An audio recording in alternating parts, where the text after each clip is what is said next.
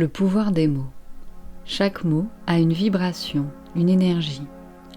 Chaque mot que nous prononçons ou entendons entre en contact avec notre énergie. Prêter attention à ces mots permet de prendre conscience de ce que nous autorisons ou non à entrer dans notre champ énergétique.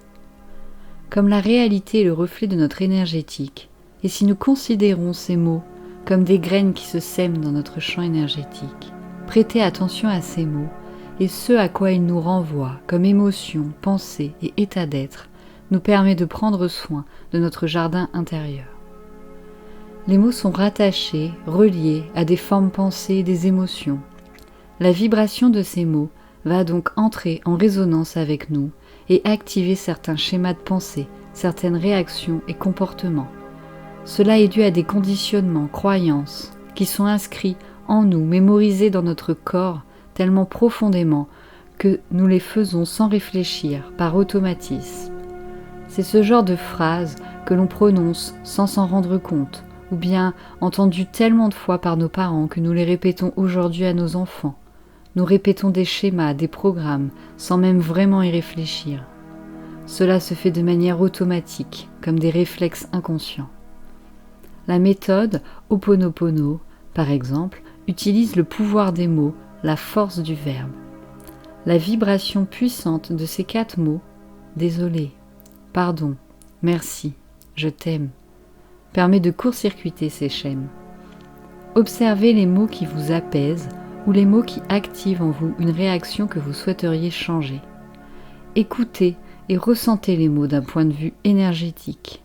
Ressentez ce que les gens envoient comme énergie à travers leurs paroles, et de même pour vous, sans vous attacher aux mots, mais plus à la vibration.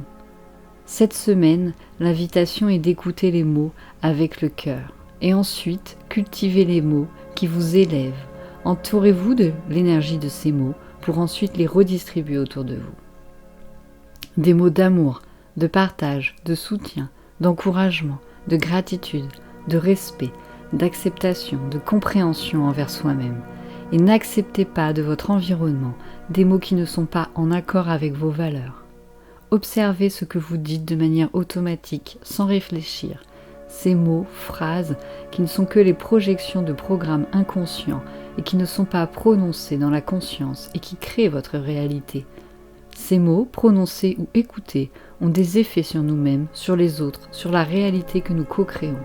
Il est donc important de s'écouter intérieurement et aussi sur ce que l'on exprime et d'y apporter de la conscience. Le fait d'entendre ces mots va vous ouvrir au fait d'observer et c'est cela mettre de la conscience. C'est rendre conscient ce que l'on dit de manière inconsciente et automatique. La conscience permet de libérer la force de votre esprit pour sortir de ces réactions et comportements inconscients. C'est un travail de pleine conscience à chaque instant et ici par le biais du mot, du verbe. Le verbe se fait chair et définit votre expérience, avec amour.